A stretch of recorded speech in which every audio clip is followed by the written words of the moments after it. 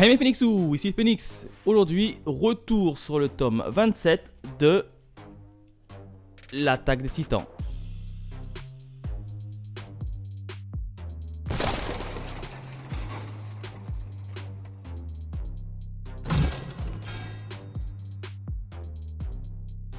Comme d'hab, on démarre de suite avec la jaquette et notamment la présentation des bonus. La jaquette qui est juste magnifique, hein. On peut voir qui? On peut voir Eren, hein, qui était enfermé dans une espèce de prison d'un geôle quoi.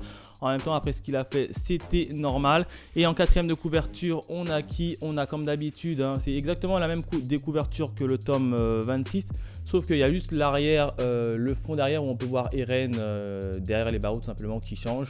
Donc petite couverture assez similaire au tome 26. Et en termes de bonus, on a comme d'habitude la présentation des différents personnages qui vont faire leur apparition dans ce tome. Alors là, on a une nouvelle catégorie qui fait leur apparition puisque ce sont les mercenaires anti-mar ici. Donc là, rechamboulement au niveau des personnages.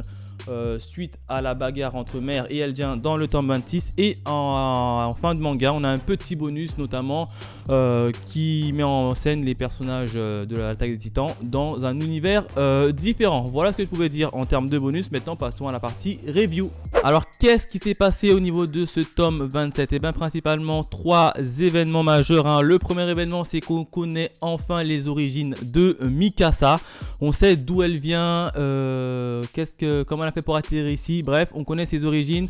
En gros, elle vient d'un pays qui s'appelle les Eazul, si je prononce bien, et plus précisément d'un clan Azumobito, où elle est descendante. Alors, comment on le sait? Tout simplement, c'est qu'elle a un tatouage sur son bras, alors je ne sais plus c'est lequel, le droit ou le gauche, qui aborde le blason tout simplement de ce clan-là. Donc, la représentante qui était venue spécialement pour essayer de tisser les liens avec les Eldiens, lui annonce comme quoi elle fait bien partie de ce clan et qu'elle peut rentrer chez elle quand elle veut. Alors là, grosse surprise de tout le monde et de Mikasa, hein, puisqu'elle connaît enfin ses origines et elle a quand même une porte de sortie ouverte en cas de pépin, et donc ça c'est plutôt pas mal. Mais est-ce que Mikasa voudra prendre cette porte de sortie sans Eren? Ça j'en suis moins sûr. Voilà ce que je pouvais dire en termes de cet petit événement. Le deuxième événement, c'est le dévoilement du secret de Sieg, hein. On connaît enfin le plan de Sieg, hein. Pourquoi est-ce qu'il a fait tout ça? Alors comment ça s'est passé?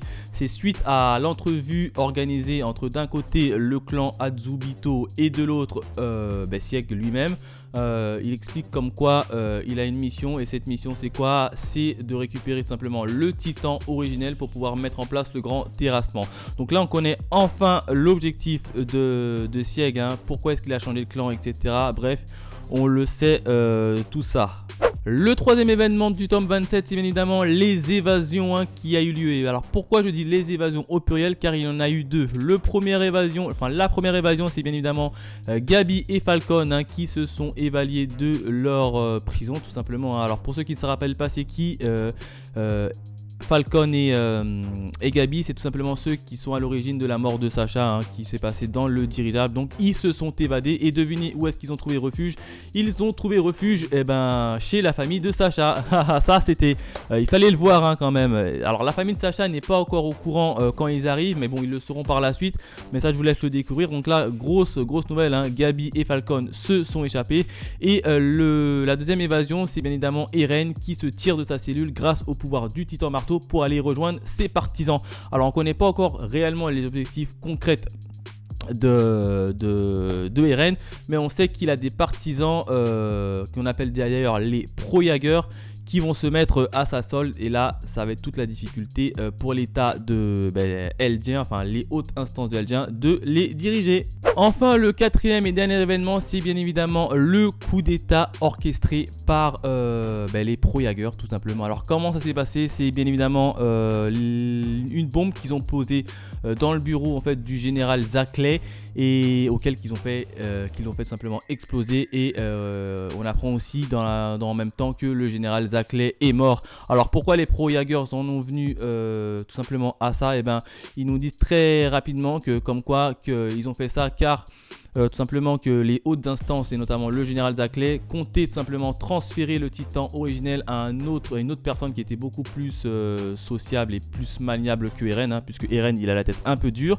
Et donc, et en plus de ça, ils voyaient Eren comme le seul capable de sauver les Eldiens. Donc ils se sont pris complètement érangés du parti de Eren, hein. Alors ils ont mis pas mal d'espions un peu partout et ils commencent à créer la zizanie, et donc ils ont quand même rejoint Eren lors de son invasion. Donc là c'est une grosse nouvelle, hein.